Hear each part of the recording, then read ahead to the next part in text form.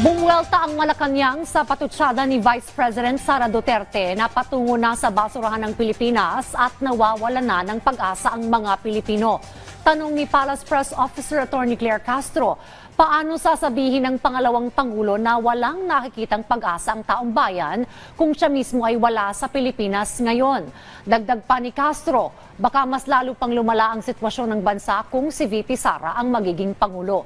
Ibinina rin ni Castro ang pagiging abala ng Pangulo sa pagsiserbisyo, pag-aproba sa mga proyekto at pagpapatatag ng relasyon ng Pilipinas sa ibang bansa. Mga bagay na tila hindi aniya nakikita ng Vice Presidente. Talagang mabubulagan siya kapag hindi po niya inaalam kung ano ang naging trabaho at magiging trabaho ng administrasyon sa pangunguna ni Pangulong Marcos. Alam niya po dapat ang obligasyon bilang Vice Presidente.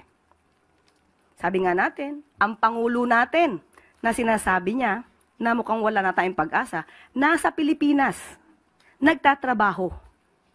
Araw-araw, may inaanunsyo tayong good news. Pero ang Vice Presidente, nasaan? Hindi ba mas magiging mapupunta tayo sa dumpster kung ang magiging Pangulo natin o ang magiging leader natin ay ang mga katulad nila VP Sara,